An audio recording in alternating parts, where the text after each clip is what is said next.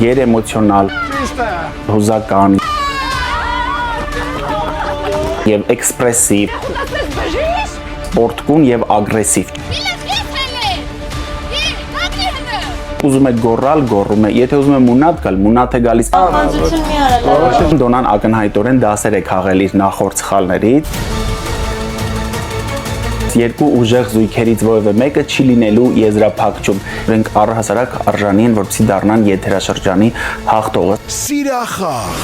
Ողջույն, ես Արմանն եմ եւ այս ալիքում ես քննարկում եմ հայկական ռեալիթի շոուները։ Այսօր մեկնաբանելու եմ Arm Games-ի Սիրախաղ նախագծի 3-րդ սերիան։ Եթե բաց եք թողել նախորդ երկու սերիաների վերաբերյալի մեկնաբանությունները, հղումները կգտնեք ներքևում։ Բաժանորդագրվեք իմ ալիքին, որպեսզի բաց չթողեք ռեալիթի շոուների վերաբերյալ իմ հետագա մեկնաբանությունները։ Սիրախաղ։ Երրորդ սերիայում իմ ֆավորիտ զույգը Դոնան ու Նարեկն են, որոնք արդեն 2 անգամ հայտնվում են վտանգավոր գոտում եւ հաղթանակած վերադառնում են նախագիծ։ Այս սերիայում Դոնան նաեւ աչքի է ընկնում իր իրատեսական խաղադրույքով։ Եթե հիշում եք նախորդ երկու սերիաներում ես քննադատում էի աղջիկներին եւ հատկապես Դոնային, որ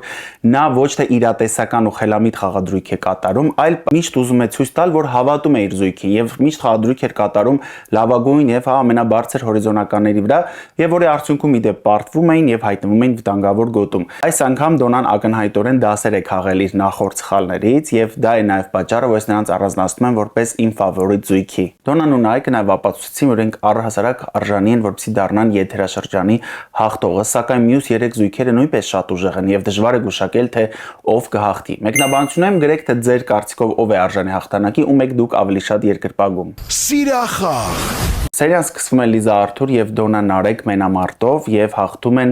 Նարեկն ու Դոնան, Լիզան ու Արթուրը պիտի լքեն նախագիծը։ Եվ այստեղ ես ուզում եմ անդրադառնալ մեկնաբանություններին։ Բազմաթիվ մարդիկ գրել են, որ իրենց ֆավորիտ զույգը Լիզան եւ Արթուրն են եւ ոմանք նույնիսկ սպառնում են, թե իրենք այլևս չեն նայելու նախագիծը, քանի որ նրանք հեռացան։ Ինձ անկեղծ ասած զարմացնում է այս տեսակ մեկնաբանությունները, քանի որ Լիզան եւ Արթուրը դուրս են մնացել նախագծից արդար պայքարի արդյունքում։ Նրանք մասնակցել են զույգային մենամարտին եւ պարտվել են, որևէ անարդար բան նրանց նկատմամբ տեղի չի ունեցել։ Ասեմ ավելին, առաջին խաղում, երբ որ արձանագրվել է փաստացի Նարեկ եւ Դոնայի հաղթանակը, սակայն այդ հաղթանակը մի փոքր վիճելի է եղել, տեղում նախագծի հեղինակները որոշում են կայացրել եւս մեկ խաղ անցկացնելու, որպեսզի որևէ մեկի մոտ անարդարացի պարտության կամ անարդարացի հաղթանակի տպավորություն կամ զգացողություն չմնա։ Եվ այդ խաղում եւս Լիզան եւ Արթուրը պարտվել են։ Եվ որքան է մենք նրանց սիրենք, ոչինչ չեն կարող անել եւ պիտի ուղղակի հաշտվենք, որ սա խաղ է եւ խաղում 6 զույգերից ընդամենը մեկն է վերջնական արդյունքում հաղթող լինելու։ Եթե ամեն մի զույգի գնալուց հետո մենք ողջ կապենք եւ հրոխտ հայտարարենք, թե այլևս չենք նայելու նախագիծը, դրանով ընդամենը մեզ կզրկենք դիտարժան շատ հետաքրքիր եզրափակչից։ Իսկ Լիզան ու Արթուրը ի տարբերություն իրենց երկրպագուների այդքան չեն վրթովել, նրանք շատ մտերմացել են մյուս մասնակիցների հետ, ասեմ ավելին, նրանք թեև դուրս են մնացել նախագծից, սակայն մասնակցել են նաև եզրափակչի նկարահանումներին, նրանք եկել էին, որպեսզի աջակցեին իրենց ընկերներին, այնպես որ կարիք չկա այդքան ծանր տանելու եւ ամեն անգամ ամեն մի ձեր ֆավորիտ զույգի հեռանալուց հետո հայտարարելու, թե այլևս չեք նայելու նախագիծը։ Սիրախաղ։ Երրորդ սերիայի մեկնաբանություններում շատ եմ հանդիպում նաև քննադատություն ուղղված Աննային, հատկապես այն դրվագի համար, եւ նա գոռում է Միլայի վրա, եւ ընդհանուր առմամբ, որ նա շատ էքսպրեսիվ է։ Այստեղ ուզում եմ, որ մենք հասկանանք ռեալիթի շոուների առանձնահատկությունները։ Մարդիկ ռեալիթիում ապրում են այնպիսի էմոցիաներ, հայտնվում են այնպիսի իրավիճակներում, որոնք նախկինում երբեք նրանց հետ չեն եղել։ Եվ բնական է, որ նրանք կարող են լինել գերեմոցիոնալ, հուզական եւ էքսպրեսիվ։ Ոմանք կարող են լինել նույնիսկ պորտկուն եւ ագրեսիվ, չափի մեջ իհարկե։ Կասկադին, շորիկի, վարդագույն։ Այս ամենը ռեալիթի շոուներին համ ու հոտ է տալիս եւ ակնկալել, որ բոլոր մասնակիցները պիտի լինեն զուսպ, չափված ձևված, այսպես պուպուշ կերպարի մեջ, ուղղակի արդար չէ։ Մենք սիրում ենք հենց այն մասնակիցներին, որոնք անկեղծ են, որոնք չեն թաքցնում իրենց հույզերը։ Ես շատ եմ գնահատում, որ Աննան ցույց է տալիս իր բնավորությունը։ Երբ ուզում է գոռալ, գոռում է, եթե ուզում է մունատ գալ, մունատ է գալիս։ Բժիշկի մասնակցություն դժվար է, երախոն ասես բժիշկ։ Նա չի փորձում զսպել կամ գուցե չի ցանկանում զսպել, հա, իր հույզերը եւ հաշվի չի նստում օրինակ մեկնաբանություն գրողների կարծիքների հետ։ Նա այնպիսին է, ինչպիսին կա եւ հենց դրանով է նա գնահատելի։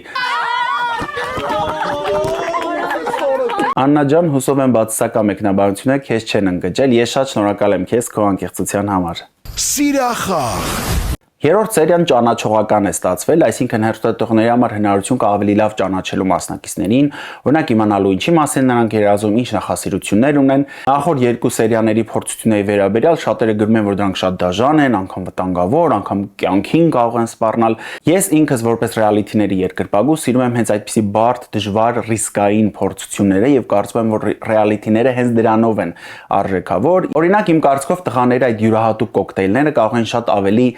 դժվար ու իրականում զզվելի լինել, ասենք խմել միլքշեյք սխթորի փոշիով կամ կոլան թթու վարունգի հյութով, դա չեմ կարծում, որ մեծ բարդություն էր։ Եթե դիտել եք արտասահմանյան ռեալիթիները, պիտի որ տեսած լինեք, որ այնտեղ իսկապես սրտխառնոց առաջացնող կոկտեյլներ են խմում կամ նույնիսկ ուտում են կենդանիների, այո, ողջ եւ իրականում դեռևս շարժվող կենդանիների։ Կարծում եմ, որ մեր հեռուստադիտողներից շատերը դեռ պատրաստ չեն նման տեսարանների, սակայն ուզում եմ, որ հայկական ռեալիթիները ավելի համարձակ լինեն եւ շատ ավելի դիտարժան շոուներ ապահովեն։ Սիրախաղ Հարց ու պատասխանների շնորհիվ արձանագրվում է իրավիճակ, եւ 4 զույգերից 3-ը հայտնվում են առաջին հորիզոնականում, այսինքն ստանում են հավասար բարձր միավորներ, եւ միայն Միլան ու Հրագն են, որ վերջին հորիզոնականում են, եւ նրանք պիտի հայտնվեն տանգավոր գոտում։ Հենց նրանք նաեւ պիտի որոշեն, թե ով է իրենց հետ գնալու զույգային մենամարտի։ Միլան եւ Հրագը հավատարիմ են մնում իրենք իրենց, այսինքն իրենք խաղում դրսևորում են իրենց որպես մասնակիցներ, մրցակիցներ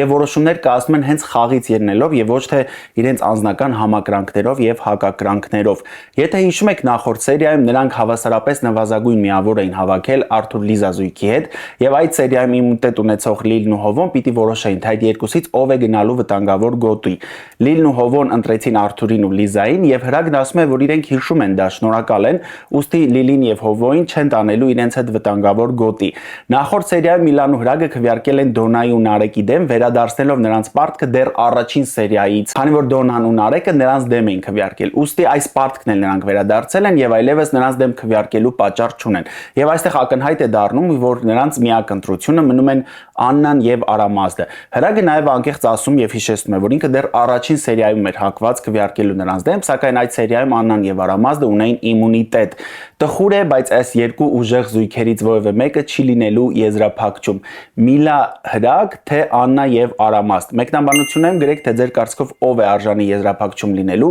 Ես կարող եմ ասել, որ արդեն երրորդ սերիան է, որ ես գովում եմ Միլային եւ Հրագին եւ բնականաբար կուզեմ, որ նրանք հաղթեն։ Սակայն ուզում եմ ընդգծել, որ Աննան եւ Արամազդը կատաղի մրցակիցներ են եւ նրանց մասնակցությամբ եզրափակչի խաղերը կլինեն շատ ավելի պայքարային, մրցակցային եւ դիտարժան, ուստի եթե նրանք հայտնվեն եզրափակչում, ես եւս շատ ուրախ կլինեմ։ Սիրախաղի եզրափակիչ սերիան YouTube-ում տեղադրվելու է ոչ թե շաբաթ օրը, այլ կիրակի, ուստի այս անգամ մի փոքր պիտի ավելի շատ սպասենք, բայց հավատացնում եմ ձեզ, արժե այդ սերիային երկար սպասել։ Բաժանորդագրվեք իմ ալիքին, որպեսզի եզրափակիչը եւս քննարկենք միասին։ Կհանդիպենք շուտով։ Սիրախաղ